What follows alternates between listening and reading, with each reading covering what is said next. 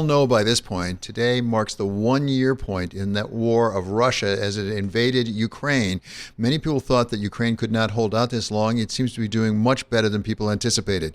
But to give us a broader perspective of what we've seen over the course of this last year and what may lie ahead, we welcome now Ariel Cohen, Senior Fellow at the Atlantic Council Eurasia Center. So, Dr. Cohen, thank you so much for joining us. Give us that broader perspective. First of all, what have we learned? What have you learned from this year? Well, these are historic events. First of all, the collective West, the United States, NATO, Europe, failed to deter Russia from a full-scale aggression. This is the worst conflict Europe knows since World War II, probably a more dangerous situation than we had during the Cold War because there was a fear of mutually assured destruction on both sides.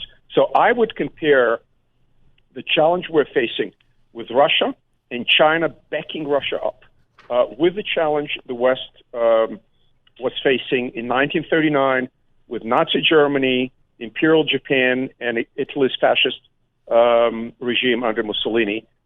Thank God we won, and we won in a coalition with the Soviet Union. Today, Russia is standing against the West in a coalition with Beijing.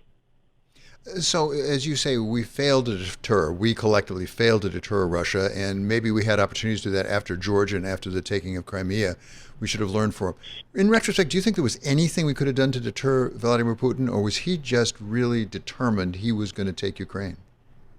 He was determined. The rhetoric started in the Munich speech of 2007, so he was preparing it for a very long time. This is not only about Ukraine. I traveled to Russia before COVID. I met with a lot of these decision makers. And the 6th of January 22, I published an article in The Hill saying that the war is coming. And I said it not because I had a crystal ball. I said it because I talked to leaders in Moscow, and they articulated what their goals are. And their goals are not just to rebuild a Russian empire, not the whole of the Soviet Union. I don't think they're interested in Central Asia, for example. But they're interested in the Slavic core, Ukraine and Belarus as a part of Russia. And then the super Russia, the uber Russia, is going to tower over Europe and be the predominant power in Europe, in the Eastern Hemisphere, and together with China in the world. So this is about the balance of power in the world, not just in Europe. Well, exactly where I wanted to go when we talk about the balance of power in the world, China certainly comes to mind. I'm not sure that China cares one way or the other about the super Russia, but it certainly does care about what's going on in Ukraine. We now have this proposal for a ceasefire that they've come forward with the Chinese. There's also reports they might supply lethal weapons. When you talk about deterrence, do you think our activity thus far in Ukraine may deter China from being expansionist in the future? Absolutely, Ukraine is about China and about a potential Chinese attempt to grab Taiwan. So what I see with this Chinese initiative is, number one, it's about China. It's not about Russia. It's not about Ukraine. You're absolutely right. They don't care. What they do care about is that whichever this war is going, Beijing wins. This is an absolute brilliant move by China, because if Russia weakens, it falls deeper and deeper into the Chinese orbit. It becomes almost like a part of this historic Eurasian empire under Genghis Khan called the Juche province. And in this case, this is going to be a province of China, almost, dependency of China. If Russia gets stronger, then of course, the coalition against the United States gets stronger. So either way, China wins.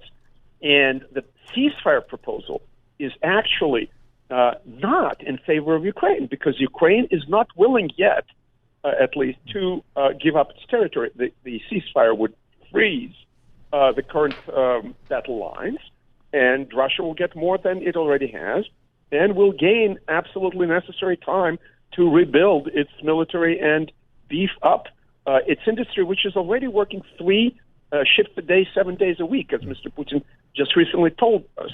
So the Russians are playing for keeps.